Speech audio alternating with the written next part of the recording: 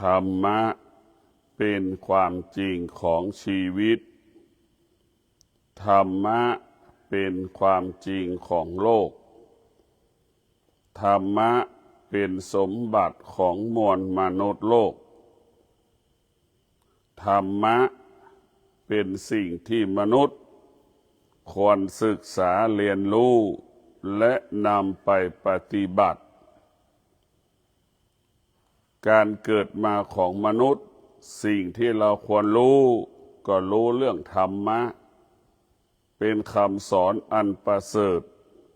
เป็นคำสอนของโลกชาวโลกทั้งหลายจึงได้ศึกษาเรียนรู้คำสอนของพระพุทธเจ้าว่าด้วยเรื่องความจริงของชีวิตว่าด้วยเรื่องความจริงของโลกบุคคลใดเข้าใจความจริงของโลกบุคคลผู้นั้นก็เข้าใจความจริงของชีวิตบุคคลใดเข้าใจเข้าถึงความจริงของธรรมะอยู่ณที่ใดก็ปกติตลอดกาลธรรมะของพุทธเจ้าสอนให้เราอยู่ได้ทุกสถานที่อยู่ได้ทุกเหตุการณ์ดังคำว่าชีวิตอยู่ได้ด้วยความเข้าใจเมื่อเราเข้าใจอยู่ที่ใดก็ปกติทำการใดๆก็ปกติดังพระธุดงค์นอนไหนก็ได้บิณฑบาตได้เข้าบ้างไม่ได้เข้าบ้างได้ฉันบ้างไม่ได้ฉันบ้างบุคคลที่งอกงามด้วยธรรมะจะเป็นบุคคลที่ไม่มีตัวไม่มีตนธรรมะของพระพุทธเจ้าบอกสอนให้เราละตัวตนของเราบุคคลที่ไม่มีธรรมะอยู่ยากกินยากนอนยากนอนลำบากบุคคลที่มีธรรมะอยู่ง่ายกินง่ายเหมือนงัวเหมือนควายสบายสบายไม่มีเหตุไม่มีผลมีชีวิตอยู่เพื่อทำความดีไม่ได้อยู่เพื่อสิ่งอื่นๆบุคคลที่ไม่มีธรรมะอยู่เพื่อสิ่งอื่นๆมีชีวิตเพื่อสิ่งอื่นๆจะนอนก็ต้องมีสิ่งนั้นสิ่งนี้ถึงจะนอนได้แต่บุคคลที่มีธรรมะเข้าใจที่สุดกินก็แค่อิ่มนอนก็แค่หลับมีชีวิตอยู่ได้บำเพ็ญเพียรทำความดีแค่นี้เขาก็พอใจธรรมะของพระพุทธเจ้าจะสอนให้เราเข้าใจเรื่องชีวิตของนักบวชกับชีวิตของคนนั้นไม่ได้เป็นนักบวชก็ย่อมแตกต่างกันชีวิตของผู้เป็นนักบวชชีวิตของผู้เป็นนักปฏิบัติก็ควรละสิ่งที่เป็นนอกกำแพงวัดทั้งสิ้นควรละสิ่งที่อยู่นอกกายทั้งสิ้นให้เหลือลมหายใจเข้าให้เหลือลมหายใจออกรู้เรื่องกายเท้าขวาย่างรู้เท้าซ้ายย่างรู้นี่แหละหน้าที่ของนักบวชผู้ที่ปฏิบัติธรรมจะรู้เรื่องภายในกายรู้เรื่องอารมณ์ความรู้สึกที่พึงปรารถนาไม่พึงปรารถนาปรากฏเพราะฉะนั้นพวกเราทั้งหลายนักพจน์นักบวชชีวิตของเรานักพจน์นักบวชจะต้องรู้เรื่องในกายในใจจิตเราจะต้องมีสติให้มากกว่าเก่าชีวิตคนนอกกำแพงวัดพ่อแม่เนี่ยก็จะอยู่ภายใต้เหมือนกันหมดเช่นเช้านี้ก็จะคิดแต่ว่าจะทำอะไรให้ลูกกินหัวสามีกินภรรยาได้กินก็คิดแค่นี้แหละมันก็กระผิดทุกข์พอจิตมันนอกกายนักบวช สภาพจิตนักบวชต้องอยู่จิตอยู่ในกายจึงคำว่าสงบจะเกิดขึ้นสมบัติของนักบวชก็คือความสงบสมบัติของชาวโลกก็คือความสุขสมบัติของชาวโลกสิ่งของชาวโลกก็คือมีพ่อมีแม่มีสามีภรรยาลูกมีทรัพย์มีสมบัตินั่นคือของชาวโลกของนักพจน์นักบวชก็มีแค่จีวรมีเสื้อตัวสองตัวแค่นั้นแหละเพราะฉะนั้นชีวิตของนักบวชจะไม่สะสมจะไม่สั่งสมเหมือนคนนอกกำแพงวัดแต่ถ้านักบวชคนไหนสะสมสั่งสมเหมือนคนนอกกำแพงวัดนักบวชพวกนั้นก็ไม่มีโอกาสได้บรรลุธรรมเห็นธรรมเพราะเข้าไปยึดติดสิ่งที่รู้สิ่งที่เห็นสภาวะจิตของนักบวชรู้แล้วละรู้แล้ววางรู้แล้วเฉยๆนี่คือสภาวะจิตของนักบวชวัฒนธรรมของนักบวชจะเป็นเช่นนี้ถ้าเป็นวัฒนธรรมของชาวโลกมีลูกมีเมียมีสามีมีภรรยาก็รู้ก็สะสมสิ่งที่เรารู้ปัจจัยสี่เท่าไหร่ก็ไม่พอสะสมสั่งสมสิ่งที่รู้ไม่ว่าความคิดความรู้ทั้งหลายก็เก็บยึดติดในสิ่งที่เรารู้สิ่งที่เราเห็นสิ่งที่เรากระทำอันนั้นเป็นธรรมชาติของชาวโลกที่มีสามีภรรยาพ่อแม่ลูกจะเป็นเช่นนั้นแต่ชีวิตนักบวชจะต้องละทุกอย่างความคิดก็ต้องละรูปแบบแล้วก็ละพฤติกรรมเราก็ละเราจงเข้าใจว่าตนแลเป็นที่พึ่งแห่งตนไม่ต้องไปอาศัยใครอาศัยใครไม่ได้คิดจะอาศัยเขาก็ผิดแล้วชีวิตนักบวชตนแลเป็นที่พึ่งแห่งตนเราจะไปพึ่งพาเทวดาองค์ไหนไม่มีเทวดาองค์ไหนให้เราพ้นทุกข์ก็ไม่มีเทวดาองค์ไหนทำให้เราบรรลุธรรมก็ไม่มีแต่ตัวเราเท่านั้นตนแลเป็นที่พึ่งแห่งตนตัวเราได้แหละศักดิ์สิทธิ์ที่สุดตัวเราได้แหละประเสริฐที่สุดไม่มีใครประเสริฐเท่ากับตัวเราเองตนแลเป็นที่พึ่งแห่งตนมันมีฤทธิ์ยิ่งกว่าเทวดามีฤทธิ์อีกอดทนนี่แหละทำให้เรานั้นชนะสำเร็จทุกอย่างไม่มีเทวดาองค์ไหนทำให้เราประสบความสำเร็จได้ไม่มีแต่ตนแลเป็นที่พึ่งแห่งตนเท่านั้นทำให้เราประสบความสำเร็จบุคคลใดที่มีความอดทนบุคคลนั้นก็จะมีคำว่าความสำเร็จเกิดขึ้นกับบุคคลนั้นเพราะนั้นธรรมะของพระพุทธเจ้ามันจึงว่าด้วยเรื่องความจริงของชีวิตธรรมะของพระพุทธเจ้าจะบอกสอนให้เราพึ่งพาตนเองอาศัยตนเองไม่ต้องคิดไปอาศัยคนอื่นพ่อแม่สามีภรรยาก็ไม่สามารถช่วยเหลือเราได้เขาก็ไม่สามารถอยู่กับเราได้เช่นเดียวกับพระพุทธเจ้าพ่อแม่ครูบาอาจารย์ก็เป็นเช่นนั้นก็เป็นแค่อบรมสั่งสอนเราได้แค่บางเวลาธรรมะของพระพุทธเจ้าเราพึ่งได้ตลอดเวลาตนแลเป็นที่พึ่งแห่งตนบุคคลที่มีธรรมะก็จะเป็นบุคคลที่สงบนิ่งบุคคลที่มีธรรมะเป็นบุคคลที่ไม่หวั่นไหวต่อเหตุการณ์ปัญหาต่างๆที่มันปรากฏเกิดขึ้นตรงกันข้ามบุคคลที่ไม่มีธรรมะเป็นบุคคลที่หวั่นไหวตลอดกาลเวลาวิตกกังวลตลอดกาลเวลาบุคคลที่มีธรรมะรู้เฉยๆเห็นเฉยๆบุคคลที่ไม่มีธรรมะ มีเหตุมีผลในสิ่งที่รู้อยากรู้อยากเห็นสิ่งที่รู้มันแตกต่างกันหลักธรรมคำสอนของพระพุทธเจ้าเพื่อให้เรารู้และเราก็หยุดที่จะรู้แล้วเพื่อไม่ให้เรารู้แต่คนที่ไม่มีธรรมะนะรู้แล้วก็ยึดติดในสิ่งที่เรารู้หลงไหลในสิ่งที่เรารู้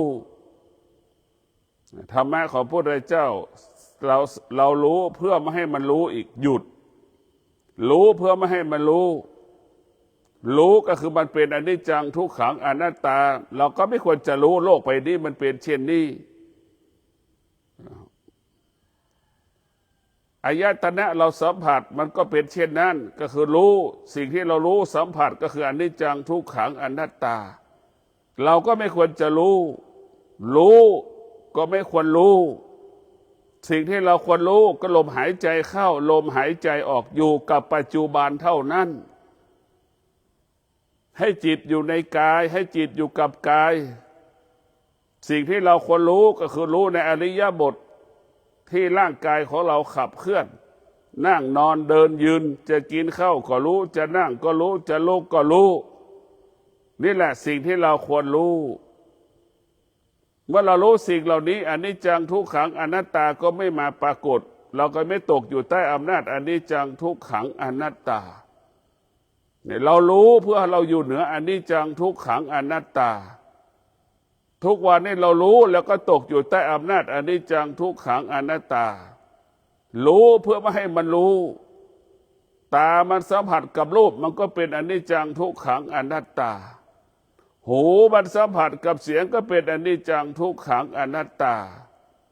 จมูกมันสัมผัสกับกลิ่นมันก็เป็นอนิจจังทุกขังอนัตตาลิ้นสัมผัสกับรสก็เป็นอนิจจังทุกขังอนัตตากายมันก็เป็นอนิจจังทุกขังอนัตตาใจมันก็เป็นอนิจจังทุกขังอนัตตาเพราะฉะนั้นรู้แล้วเพื่อไม่ให้เรารู้เพื่อไม่ให้เรารู้เรากลับมารู้แค่ลมหายใจเข้ากลับมารู้ลมหายใจออกกลับมารู้ในอริยบททั้งสี่เมื่อเราออกจากสมาธิแล้วรู้เรื่องกายเท้าขวาย่างให้รู้เท้าซ้ายย่างให้เรารู้นี่แหละไอ้การปฏิบัติธรรมกับเพื่อถอนความรู้ที่เรารู้มันตั้งแต่เกิด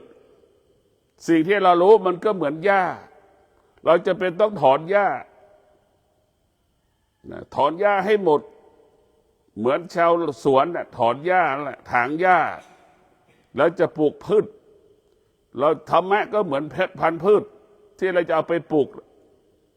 ถ้าเราถอนได้จิตเราก็งอกงามเหมือนชาวบ้านเหมือนชาวไร่ชาวนาถอนหญ้าถางหญ้าแล้วก็เอาพืชไปปลูกใช่ไหมพืชมันก็งอกงามถ้าเราถอนความคิดความพูดความรู้สึกที่เราสะสมแล้วมันก็ง่ายในการปฏิบัติธรรมชีวิตของเราเนี่ยจะเป็นเช่นนี้เป็นแบบนี้อำนาจของพระธรรมให้เราเข้าใจเรื่องความจริงที่เราสัมผัสรู้สึกอำนาจของธรรมนั่นถือบอกแล้วว่าที่เราศึกษาธรรมก็เพื่อให้มันรู้แล้วเพื่อไม่ให้รู้แล้วให้เราละรู้แล้วให้เราวางรู้แล้วให้เราปล่อยสิ่งที่รู้คืออนิจจังทุกขังอนัตตาร่างกายของเราก็เป็นเช่นนั้นแต่เราจะต้องรู้พ่อแม่ครูบาอาจารย์ทั้งหลายก็สอนให้เรารู้เฉยๆสภาวะจิตของผู้ปฏิบัติธรรมนั่นกับสภาวะจิตของคนที่ไม่ของคนนอกกำแพงวัดนั้นแตกต่างกันผู้ที่เป็นนักพจน์นักบวชสภาวะจิตก็ต้องละเอียดจะต้องมีสติมากกว่าจะต้องมีสติมากกว่าคนที่อยู่นอกกำแพงวัดเพราะฉะนั้นบุคคลที่เป็นนักพจน์นักบวชจะต้องมีเขาเรียกว่าสำรวมกายวาจาใจสำรวมอินทรีย์สังวรเราจะต้องสำรวมเราจะต้องมีสติรู้อยู่ตลอดเวลา มีสติรู้อะไรก็รู้ลมหายใจเข้ารู้ลมหายใจออกมีสติรู้อะไรรู้อริยบททั้งสี่ที่เท้าขวาย่างเท้าซ้ายย่างมือขวามือซ้ายจับวัตถุสิ่งของต่างๆจะนั่งก็รู้จะเดินก็รู้แค่นี้แหละเป็นปกติของมันให้เราเข้าใจสิ่งที่มันเป็นปกติรู้สิ่งที่มันเป็นปกติที่มันไม่มีโทษต่อจิตใจเราให้เราเข้าใจเข้าถึงสิ่งที่เราเป็นปกติสิ่งที่เราควรรักษาก็คือรักษาจิตสิ่งที่เราควรดูก็ดูจิตของเราสิ่งที่เราควรรู้ก็รู้ความคิดของเรารู้อารมณ์ของเราที่มันเกิดอาการที่มันสำแดงอาการที่ตาไปกระทบหูไปกระทบจมูกกระทบเราจะต้องมีสติไม่โต้ตอบไม่ตอบสนองเมื่อผัสสะสัมผัสกระทบต่อสิ่งต่างๆเราจะต้องสงบและนิ่งธรรมะของพระพุทธเจ้านี่จะทำให้เราสงบเป้าหมายของธรรมะคือทำให้เราสงบตาก็เพื่อให้ตามันบอดการปฏิบัติธรรมก็คือรู้แล้วก็ไม่พูดนั่นแหละคือเหมือนตาบอดหูก็เช่นเดียวกันให้หูหนวกรู้แล้วเรา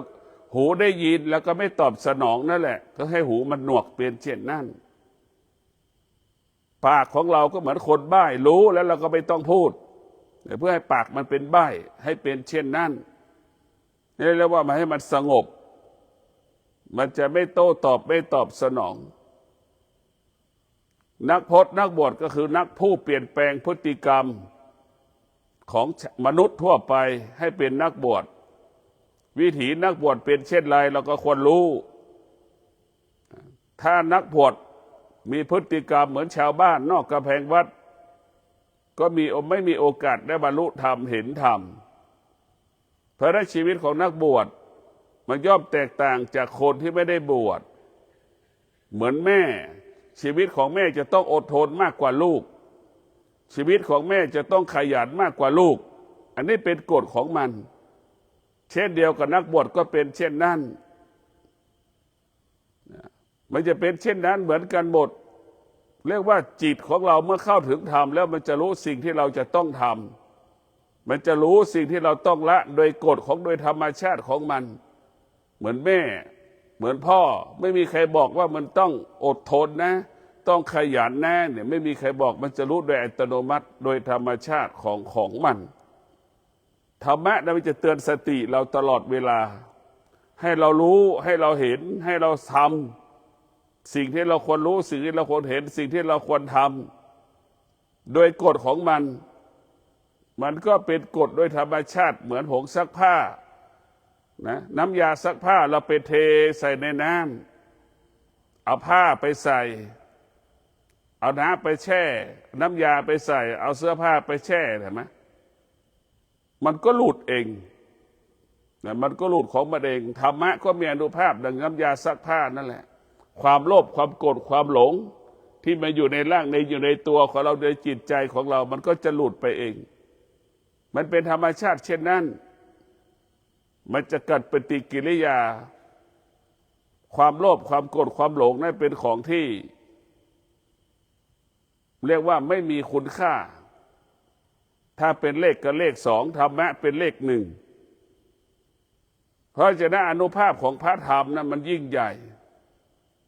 ผู้ที่เข้าถึงธรรมแล้วจึงเอาธรรมมาเป็นใหญ่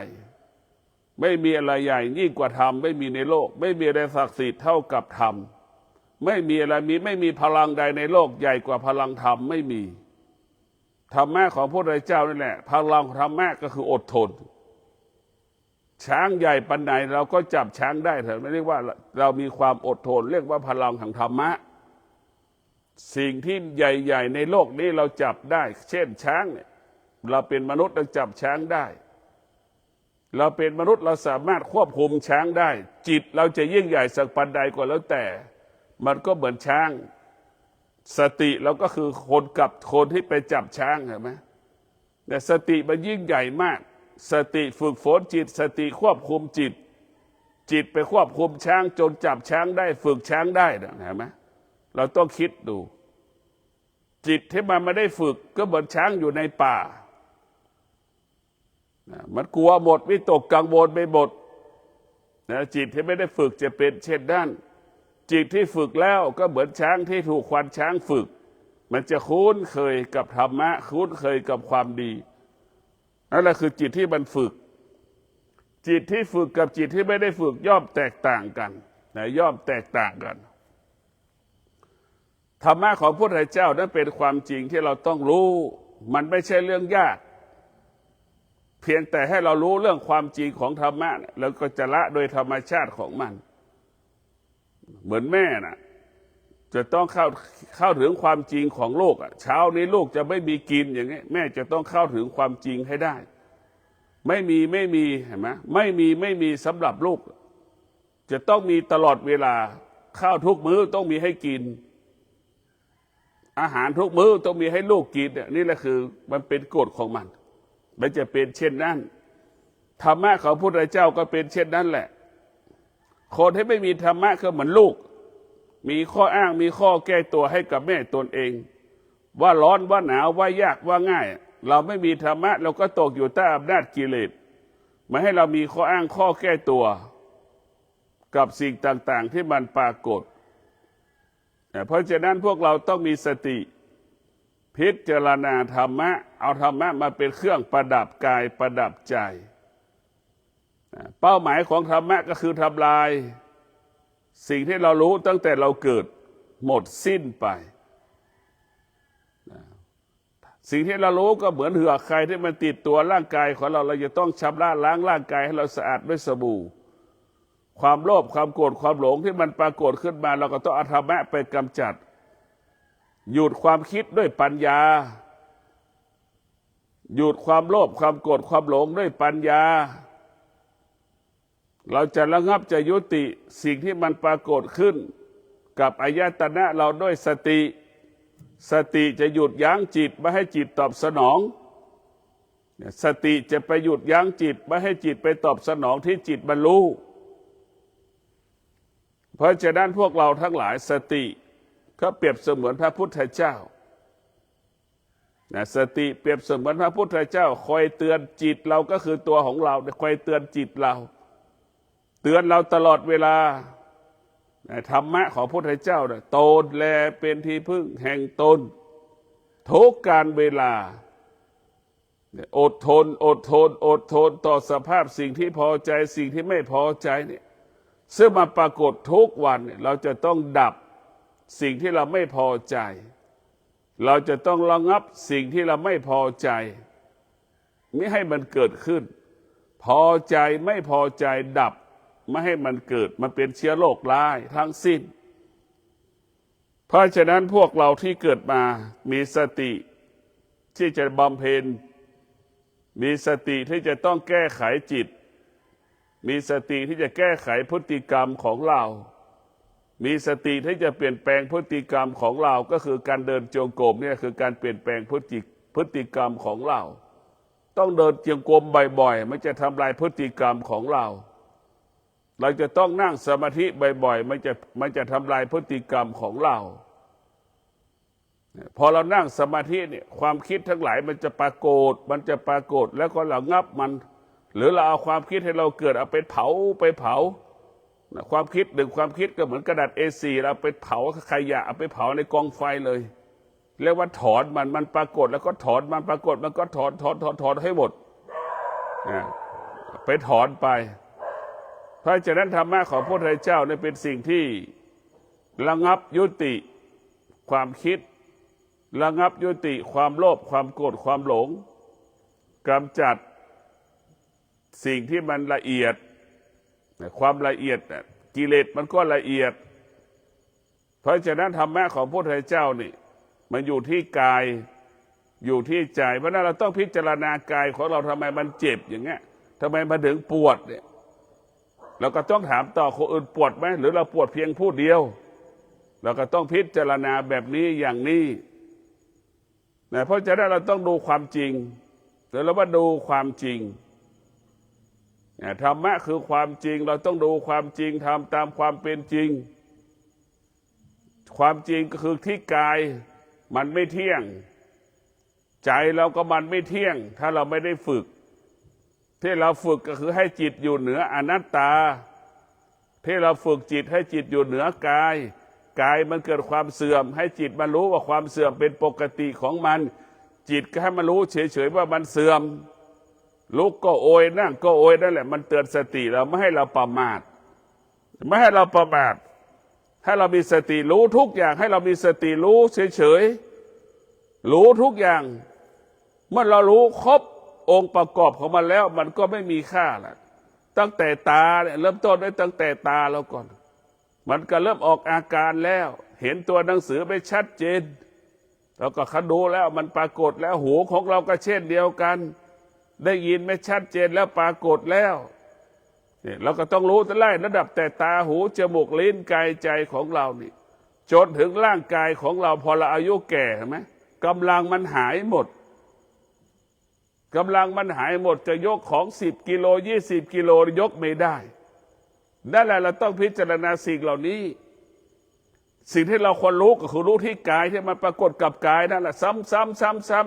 ำๆจนเราเข้าถึงความว่าซ้ำๆจนรู้ว่าซ้ำๆมันเป็นอย่างนี้เป็นแบบนี้จนมันไม่มีค่าจนมันไม่มีความหมายจนมันไม่มีค่าจนมันไม่มีความหมายเราจะต้องพิจารณามันจนไม่ให้มันมีค่าจนไม่ให้มันมีความหมายใดๆทั้งสิ้นเพราะฉะนั้นพวกเราทั้งหลายเกิดมาเป็นมนุษย์เราต้องพิจารณา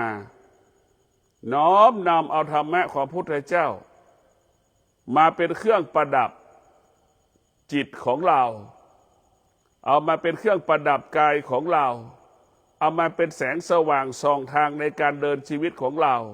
ในการดำเนินชีวิตของเราสมาธิเกิดขึ้นที่ตานั้นก็จะละเอียดในการรับรู้หูก็ละเอียดในการรับรู้จมูกก็ละเอียดในการรับรู้ลิ้นก็ละเอียดในการรับรู้ กายใจเราก็ละเอียดในการรับรู้เมื่อตัวรู้ปรากฏตัวรู้ก็คือตัวปัญญาที่สุดลิ้นมันก็จะบอกเมื่อปัญญาเกิดขึ้นที่ลิ้นก็ไม่ต้องจำเป็นต้องมีรสชาติอาหารมันก็บอกกินแค่อิ่มเนี่ยมันก็บอกแค่นี้ปัญญามันจะเกิดขึ้นกับเรากินแค่อิ่มเหมือนควายกินหญ้าแต่จะไม่ให้ติดในรสชาติจมูกก็เหมือนกันชอบใจไม่ชอบใจในกลิ่นอาหารก็ไม่มีค่ามันเกิดปัญญาจะเปลี่ยนเช่นนั้นมันจะรู้ของมันกินแค่อิ่มกินแค่อิ่มหมดมันจะมีแค่นั้นละกินแค่อิ่มกินแค่อิ่มกินให้มันอิ่มแล้วตื่นมาแล้วมีเวลาในการปฏิบัติธรรมประพฤติธรรมทำความดีถ้าเป็นชาวบ้านมีโอกาสได้ปฏิบัติหน้าที่ถ้าเป็นนักบวชก็กินแล้วให้มันอิ่มเป็นมีชีวิตอยู่ได้ในการปฏิบัติธรรมประพฤติธรรมเนี่ยก็มีแค่นี้แหละกินเหมือนกันแต่ว่าวิธีคิดในการกินไม่เหมือนกันถ้าเรามีปัญญามันจะเหมือนกันหมดแต่กินแล้วการดำเนินชีวิตแตกต่างกันตรงนั้นแต่ที่สุดเรากินแค่อิ่มเหมือนบอกเลยว่านักบวชนักปฏิบัติธรรมมีชีวิตดังควายโอกาสได้ปฏิบัติบรรลุธรรม100%นักปฏิบัติธรรมหวังจะบรรลุธรรมมีชีวิตดังมนุษย์ไม่มีโอกาสได้เป็นบรรลุธรรมเด็ดขาดไม่มีการได้บรรลุธรรมเห็นธรรมกินก็ยากอยู่ก็ยากนอนก็ยากเนี่ยไม่มีทางโอกาสได้บรรลุธรรมถ้าเรามีชีวิตดังควายได้สบายกินง่ายอยู่ง่ายนอนง่ายเห็นไหมชีวิตผู้ปฏิบัติธรรมที่จะหวังมรรคผลนิพพานก็มีชีวิตดังสัตว์จะได้บรรลุธรรมเข้าสู่ธรรมชาติดังต้นไม้บนภูเขาฝนจะตกก็ไม่มีค่าแล้วดูหนาวปรากฏก็ไม่มีค่าแล้วดูร้อนปรากฏก็ไม่มีค่านั่นแหละการปฏิบัติธรรมประพฤติธรรมของเราจึงได้เกิดผลฝนตกก็มีค่าจบแล้วมีข้ออ้างมีข้อแก้ตัวแล้วดูร้อนปรากฏก็มีข้ออ้างข้อแก้ตัวมีค่ามีเหตุมีผลก็จบแล้วไม่มีโอกาสได้บรรลุธรรมเห็นธรรมเพราะฉะนั้นพวกเราทั้งหลายการมีสติของเราเพื่อพิจารณาความดี น้อมนำเอาความดีมาสู่กายสู่ใจใจของเรากายของเราเป็นเรื่องของธรรมทั้งสิ้นถ้ากายเรามีธรรมใจเรามีธรรมมันก็คำว่าสงบก็เกิด